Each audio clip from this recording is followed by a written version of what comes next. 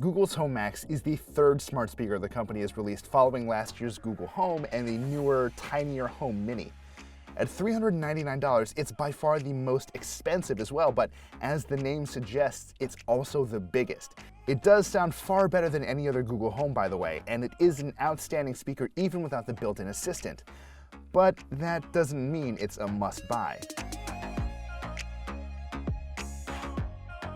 Google's Home Max is a large, heavy speaker, and really, it needs to be to get the sort of audio performance Google was shooting for. It's still a charming and attractive device despite its large size. Its gently curving edges and cloth-covered front give it a friendly appearance, and the color scheme is meant to match Google's existing speakers. The cloth is the same as you'll find on the Google Home Mini, which brings a nice bit of design symmetry to a speaker that otherwise looks very different from the other Google Home products. As with Google's other speakers, there are very few buttons and ports to deal with here. On the back, you'll find a switch that mutes the Home Max's microphones, a power port, a USB Type-C port, and a 3.5mm audio jack. That last one is a big deal, because it means you can hook up all manner of traditional audio devices to the Home Max. However, there's no optical audio or RCA audio inputs, the latter of which is still prevalent in a lot of home stereo equipment. You might need to find a converter to plug your particular gear in. For more modern stuff, the Max supports Bluetooth in addition to using Google Cast over Wi-Fi. The top of the speaker also includes a touch-sensitive strip of controls with a line to help orient you. Tapping the center of that line pauses or plays your music, while sliding your finger left or right turns the volume up or down, respectively. I wish these controls included a way to skip through tracks, but the good news is Google could theoretically add this later with a software update. Setup for the Home Max is the same as Google's other smart speakers. Once plugged in, you just open up the Google Home app on your iOS or Android device and follow a few prompts to get the speaker connected to your Wi-Fi network. If it's the first time you've set up a home device, you'll be asked to sign into your Google account and train the speaker to recognize your voice. After that, it can do everything the smaller home speakers can do. The Google Assistant's capabilities are well established at this point. It can answer queries, make voice calls, pull info like reminders and calendar items from your Google account, control smart home devices, and, of course, play music. Maybe you're the one for me. We could be so cliche. I hate to see you. Music, after all, is the Home Max's primary reason for existence, and the good news is it sounds excellent. The speaker has 2 tweeters, 2 woofers, and produces stereo audio, provided you have it sitting horizontally.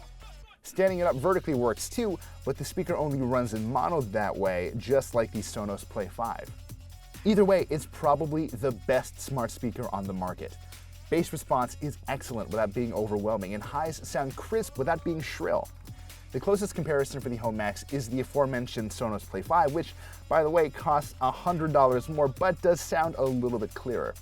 The Max is ever so slightly muddy sometimes with this audio, but it's still a very solid speaker overall. One speaker sounds great, but things get even more fun when you pair 2 Maxes together. The 2 speakers are incredibly loud while still staying clear, and setting 2 speakers apart obviously increases stereo separation in a big way. Pairing 2 speakers together is as easy as tapping a few buttons in the Home app, and I never noticed the wireless connection between them slip up or go out of sync.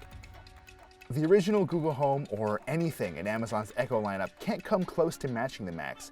That's not unexpected given the difference in the hardware and price, but let's be clear. The Max probably sounds a lot better than the overpriced Bose Bluetooth speaker you've got in your living room. The Home Max works with a handful of music services, but not nearly as many as Sonos. YouTube Music and Google Play are supported, but so are Spotify and Pandora. That's enough to cover most users out there, but if you're an Apple Music subscriber, you'll have to use Bluetooth to stream music straight from your phone to the speaker. The trickiest thing about the Home Max is figuring out if it's actually worth $400.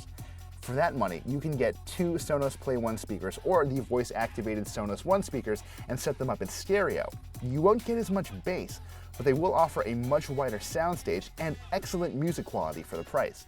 Another alternative is simply buying a plain old pair of powered bookshelf speakers and adding a Chromecast audio for streaming music support.